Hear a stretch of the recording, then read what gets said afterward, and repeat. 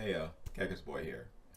And yes, I'm working on that old D&D tale, but I thought I'd pop in with something quick that came to mind while I was reading some treasure charts in an old D&D handbook, as well as watching a recent lunch break hero video. Now, this one is about how to spend gold in D&D and how to overcome the challenges of players having too much gold, too much treasure. So, here are a few thoughts on the subject myself.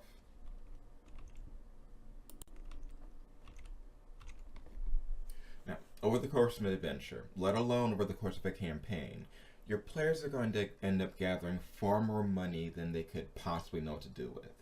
This is because of two really big problems in D&D. The first being that the necessities of life are rendered irrelevant in the world of tabletop gaming.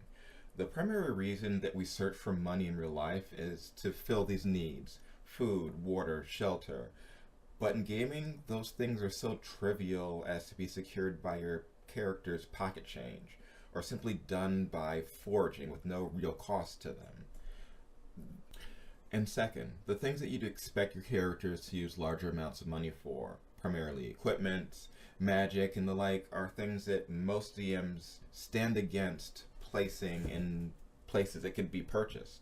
Your players aren't going to be using that 5,000 gold on a magic sword, because that means you've placed a magical sword sitting somewhere in a shop.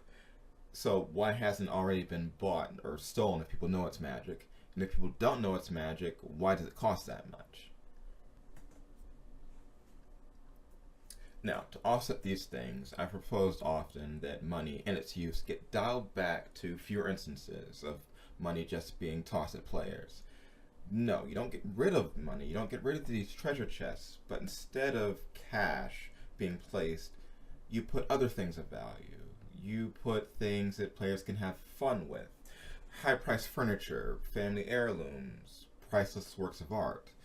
Things that have value more than just hitting harder or collecting space in a treasure vault. You find out what your characters treasure, what your players value, and you place those things in there.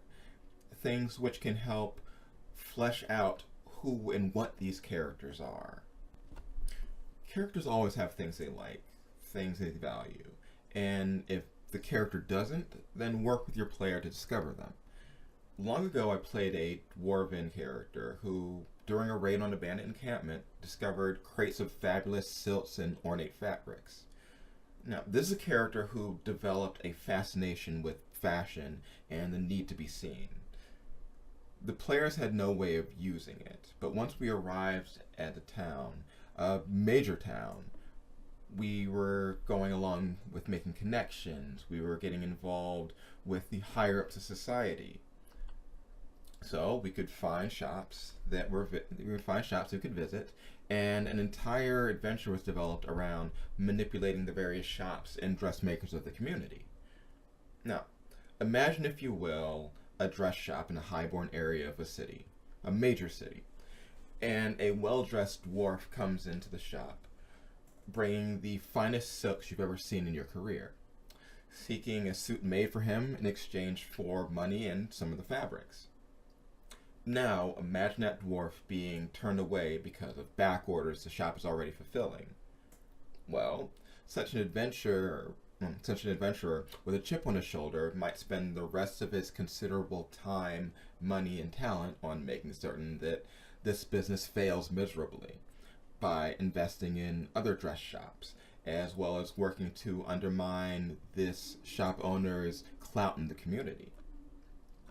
All these things stemming from a character's simple desire to look good and placing in their path something other than money that they can use for this purpose. You see, treasure, money, status, all these things are just steps in the story connected to each other, connected to the character. It's all about motivation and finding out what things your players value.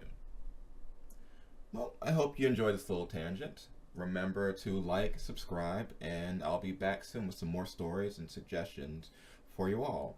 So until then, goodbye, and I'll see you in the comments.